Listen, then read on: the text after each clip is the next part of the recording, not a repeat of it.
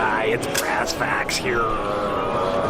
Oh my god, what did I do to my lens? Hey, brassfacts here. Still alive, just got back from SHOT Show. Didn't get the SHOT Show AIDS. Saw a bunch of stuff that I was very interested in. Saw very much more stuff that I was not interested in. Met a bunch of friends.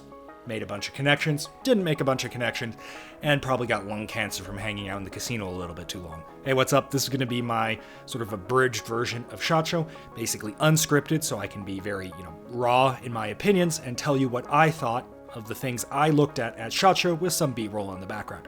I'm not trying to give you 27 different videos so you can, see each product in detail.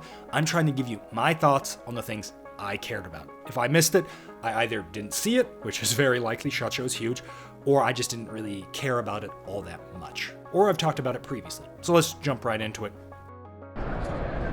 Rock, smash or pass? Smash. Starting out in a very particular order because it's alphabetical, AGM.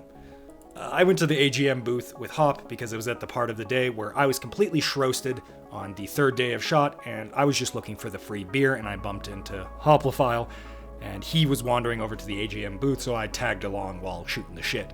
So they were very much more interested in him rather than me, so I got sloppy seconds. Understandably, right? All I really have to say here is they have a really cool handheld thermal monocular thing, and I'd like to try one. I'm not really a thermal guy because I can't really afford to get into reviewing thermals, and I probably won't review thermals going into the future, but I will address the POU and what level of thermals you should buy to have something, remotely useful. I probably forgot what this name was 3 minutes after the dude told me. It looked very promising, had a very good sensor, though it's hard to tell. We were in the SHOT Show dungeon, and the SHOT Show dungeon it's the SHOT Show dungeon. Getting over to the EOTech booth. EOTech is... it's EOTech. They came to play. I think EOTech is trying really hard to distinguish itself as its own brand that doesn't need its big Papa L3 to take care of it. So they came to play. You show up at that booth, even if they don't know who you were, they were like, all right, what's up? What do you want to know? Let me get down to it. Let me give you the scoop. People want to know about the Oogle. Well, the OGL, but I like to call it the Oogle. The Oogle is basically a mall in a better, or smaller, I should say, form factor with a lot of the benefits at allegedly a cheaper price. I'm not going to talk about it that much. Everyone's already talked about it. And second of all, EOTech is still a military contractor company. LE military is their priority. In no uncertain terms, they told us, you will not see this thing until 2024, which is precisely when that SHOT Show is. So I'll go talk about the Oogle next SHOT Show when we can actually have more details on what the civilian version will entail.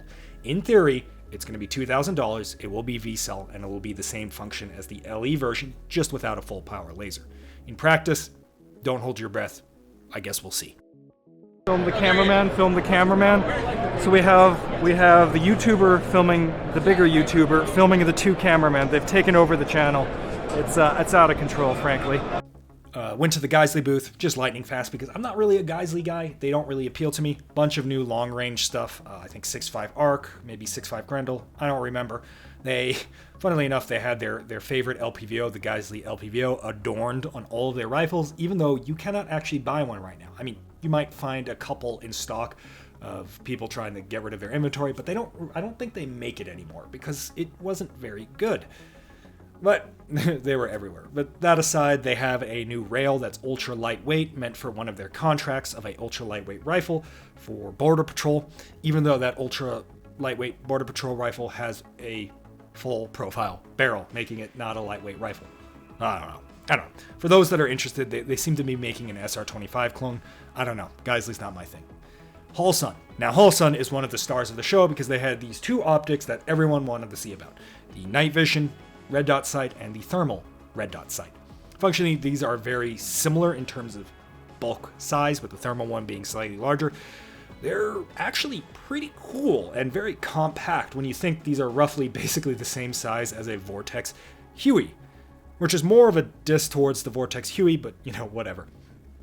The night vision one is a little more questionable. It's certainly futuristic and high-tech as fuck, because when you turn the night vision setting on, it basically makes the screen mostly opaque, and you just see the image, so you can actually switch it to 6x, and it acts like a magnifier built into the scope, which is super fucking cool. But I'm pretty sure it's digital magnification, so how useful is it in practice? Who the fuck knows? How much do I want night vision built into my red dot sight? Outside of maybe like glancing at distance into like dark areas, I don't know. I think I'd rather use the higher resolution of my Mark 1 eyeball by comparison and just wear a night vision device. However, the tech at display here is actually more the exciting part. We have what is functionally augmented reality built into a red dot in a size that is fairly respectable. The thermal version is the star of the show, of course, because that actually has real-world use cases, right? A lot of the issues with thermals thus far is that they're jank. All of the options don't have the full picture, right? You can mount it to your face, but now it's mounted to your face, and how do you engage targets, right? Well, thermal fusion comes into play, but for most of us, we're not allowed to touch those, except maybe buying a used Cody, but those have their own set of issues, namely sensor size. We can try a thermal, like, dedicated scope, right? So remove your optic, put the dedicated thermal on, but that runs into its own host of issues because, frankly, they kind of suck as a weapon sight against, things that shoot back, right? If you're shooting pigs, they generally don't shoot back, as far as I know. But if you're shooting, other things, you're going to have issues with that. Because, I don't know if you've messed with thermals, but thermals have a boot up time. They like to freeze a lot when they nuke themselves. You name it. They're awkward to use, and when they replace a sight, it is distinctly jank, and you feel a bit naked at times with that thermal device. It's great when you're, engaging stuff, but outside of that, you can mount it forward of the optic and turn the optic basically into a glorified reticle display. But even then, you run into issues with the thermal, because the thermal is what has to hold zero. Holding zero because it's on the front rail. Do you have a good enough rail? What happens when you take it off? Can your system return to zero? You name it. This mitigates a lot of that because the whole thing is on the main receiver. It's part of your red dot sight, and should the thermal fail, run out of batteries, or you're just not using it, you just turn the thing off and you can use the red dot as a red dot.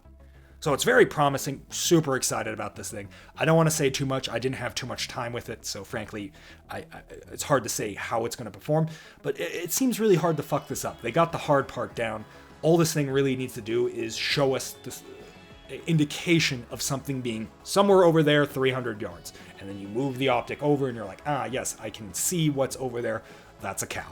They had some other stuff, an oversized aims, which just looks like a machine gun optic, some other really small optics. I don't know what name they were. There was like 4 different variants and none of them were labeled, but they're basically micro red dot sights.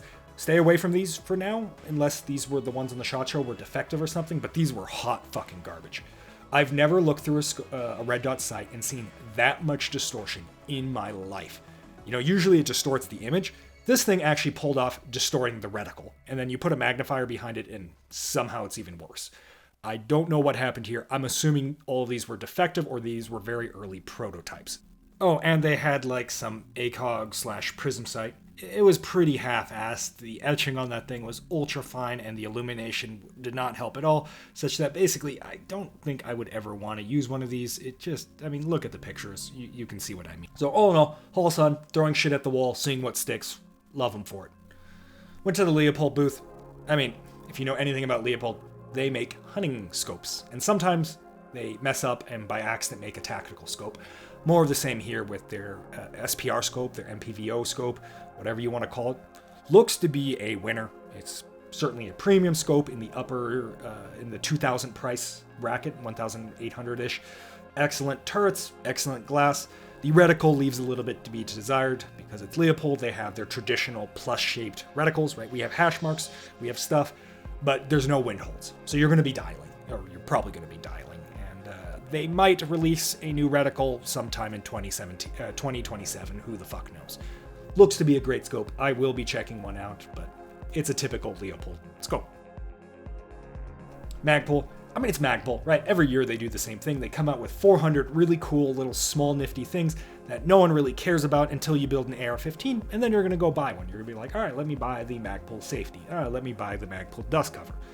How about the little Zev thing they make, the little suitcase gun? I'll be real, I think it's cool as shit. I don't think this is a good PDW. When you unfold it, it's roughly the size of a large PCC. The whole design of it is meant to conceal itself as like an oversized camcorder thing.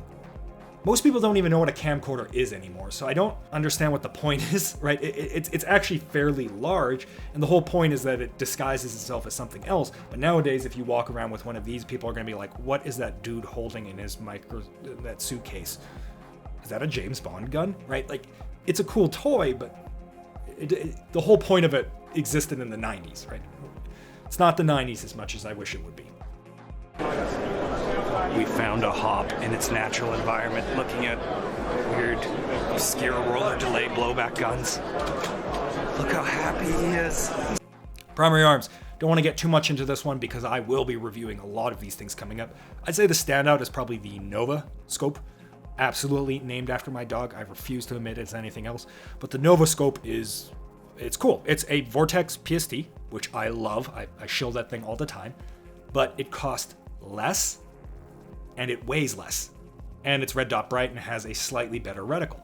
Hell yeah, that's already a winner. That thing is amazing, and the 1X performance looked pretty good as far as I could tell. They came out with some other products, right? The Shake Awake, battery screw cap, all kinds of things. They're all super neat. The 5X microprism. Initially, I was pretty lackluster about this thing, but they have something coming out in conjunction with it, or shortly thereafter, that I think will really make it actually a lot better than I initially thought. Because I'm not sure if I can talk about it because it kind of came out of a backpack under the table. So who knows, right? So I'll avoid that one for now. Let's clump all the military contractors together. Steiner, Chircon, L3, Surefire. All of this is exactly as you expected. They do not care about you. I want them to care about you and me. I want to love Steiner, but they do not love us back. All of their products are distinctly really dated at this point, and the new products that are coming out are being done so in a half-assed manner. Trijicon at least has a civilian line, so props to them. I guess I wish they need to iterate on it, make better versions of it. Surefire came out with the Surefire Turbos, but then that was last year, and it still isn't out yet, so who the fuck knows what's going on there. Steiner, I swear to God, the booth was like abandoned or something, but they had all their products out, and they're all 5-10 years old, and they're all very much out of date.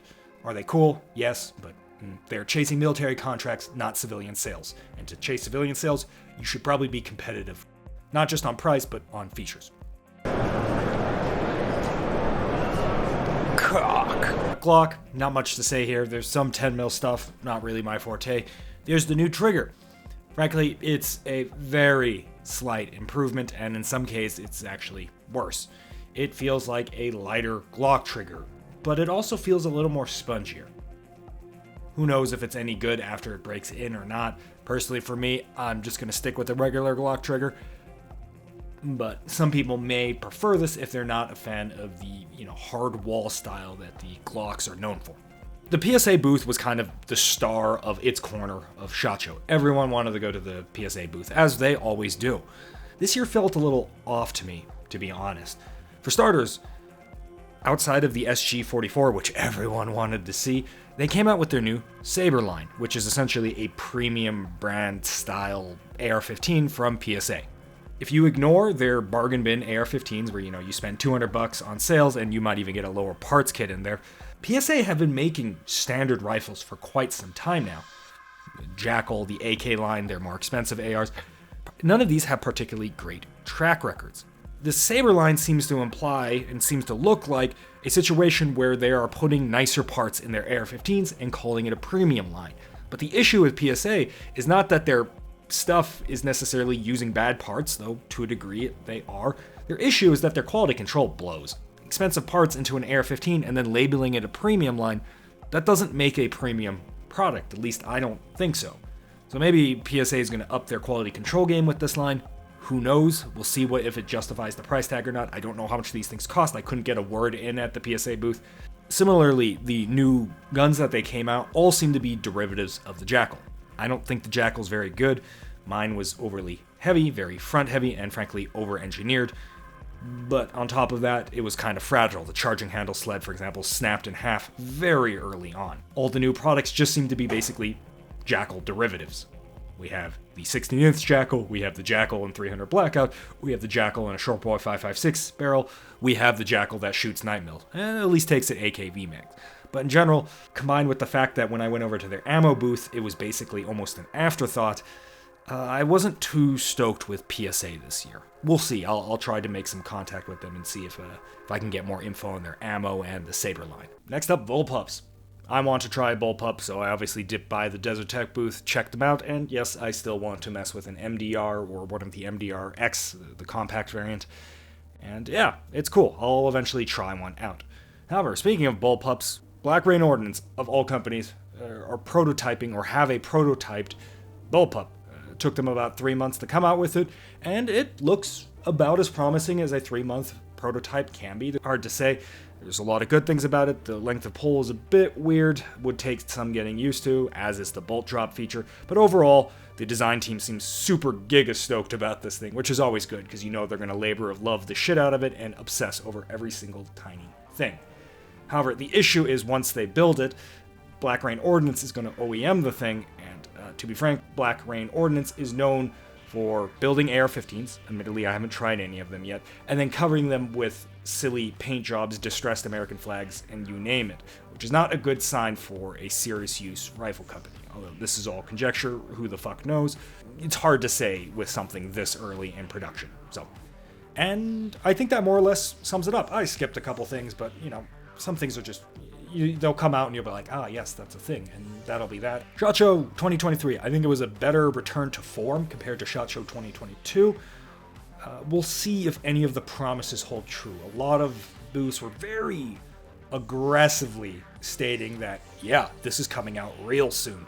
We promise. We're not going to do the same thing we did last year. But once again, that's a promise, and this industry is pretty good at breaking those promises, whether intentionally or not. There's a lot of stuff that I'm really excited for, certainly enough to keep me satiated, perhaps you guys for a year. But all in all, great time at SHOT Show.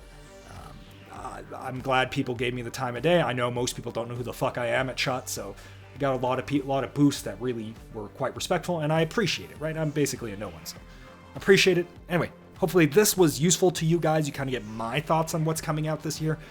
Yeah, let me know what you think, and I'll see you guys in the next one.